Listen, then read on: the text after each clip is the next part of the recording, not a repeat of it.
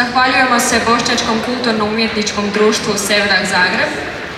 Na pozornici će nam se predstaviti i literarno-dramska sekcija Bosanski pehar i izvesti kratke recitacije. Dramsko-literarna sekcija djeluje i radi od 2022. godine pod vodstvom profesorice bosanskog jezika Emine Kahrimanović. Do sada su nastupali na Županijskom multikulturalnom festivalu u Novigradu, Danima raznolikosti jezika u Puli, raznim predstavljanjima knjiga, mimohodu Srebrenica, susretima Bošnjaka jugoistočne Europe i drugim manifestacijama. Djeluje i radi na promociji bosanskog jezika i ističu važnost korištenja bosanskog jezika i kulturnog stvaralaštva bosanskih pisaca. Predsjednica im je Almira Rajmović. Pa izvolite, pozornica je vaša.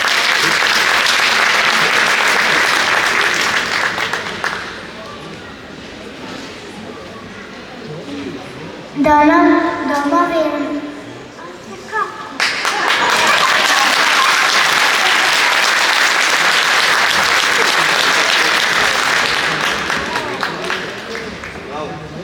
Domovino moja, najljepša na svijetu, plava žuta bijela, volite moja duša cijela, puna rijeka i planina, divim ti se ja, una Sava drina, najljepša i sa mnogo krivina, Bosna ti si najljepša na svijetu i šaljenija svih bolja u svijetu.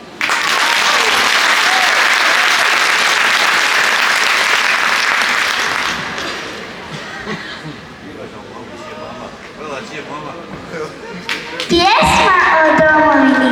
Domovina je rijeka i ptica u letu, tvrdi kamen i leptir u cvijetu.